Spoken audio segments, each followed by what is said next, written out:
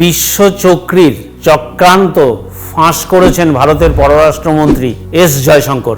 এবারে প্রশ্ন, বিশ্ব চক্রীটাকে? বিশ্ব চক্রী আর কেউ নন, জর্জ সোরস।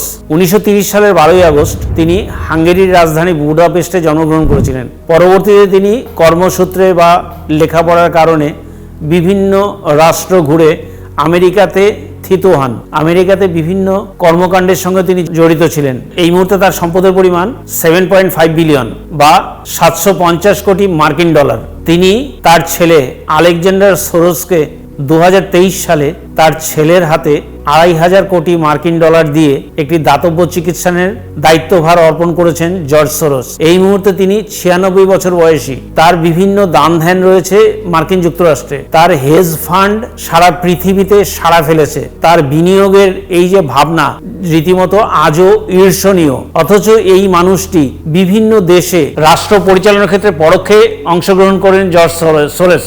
বিভিন্ন দেশে নির্বাচিত সরকারকে ফেলে দেওয়ার ক্ষেত্রে জর্জ সোরস সরাসরি অর্থ বিনিয়োগ করে, কিন্তু তার লক্ষ্য কি, আগামী দিনে কি করতে চান তা তাদের কাছে স্পষ্ট নয়। যেমন বাংলাদেশে সরকার ফেলে দেওয়াতে জর্জ সোরসের হাত রয়েছে, ঠিক তেমনি অন্যান্য বহু রাষ্ট্রে এমন বিশৃঙ্খলা সৃষ্টির জন্য সচেষ্ট হয়েছিলেন জর্জ সোরস, যার অকাট্য প্রমাণ রয়েছে সারা বিশ্ববাসীর কাছে। সাম্প্রতিককালে ভারত সরকারকেও ফেলে দেওয়ার জন্য, মোদীকে ধ্বংস করার জন্য যেভাবে অর্থ বিনিয়োগ করেছিলেন, ইতিমধ্যেই প্রশ্ন উঠেছে বিরোধীরা, এ রাজ্যের শাসক বিরোধী অর্থাৎ কংগ্রেসের রাহুল গান্ধী এবং পশ্চিমবঙ্গে তৃণমূল কংগ্রেসের দলনেত্রী মমতা বন্দ্যোপাধ্যায় এবং দিল্লির প্রাক্তন মুখ্যমন্ত্রী অরবিন্দ কেজরিওয়ালকেও এই অর্থ বিনিয়োগ করেছিলেন বলে জর্জ সোরসের বিরুদ্ধে অভিযোগ রয়েছে।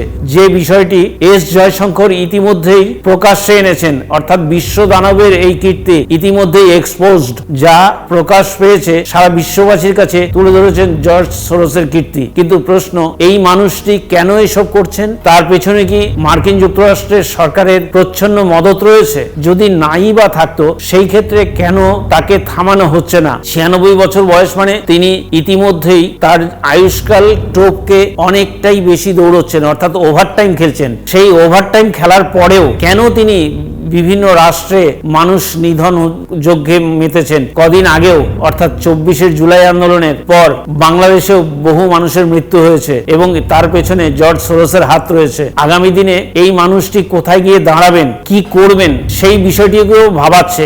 বিরোধীদের কাছে টাকা বিনিয়োগ করে সেই দেশে অশান্তির সৃষ্টি করা বা জিহাদিদের মাধ্যমে প্রতিটি দেশে দেশে অস্থিরতা সৃষ্টি করা, এই বিষয়টি ভারত সরকারের হাতে চলে এসেছে। ভারতীয় গোয়েন্দা সংস্থা ইতিমধ্যেই জর্জ সোরসের সমস্ত কর্মকাণ্ড এবং বিরোধী রাজনৈতিক নেতা নেত্রীদের সমস্ত কর্মকাণ্ডগুলি তারা স্ক্যানারে রেখেছে।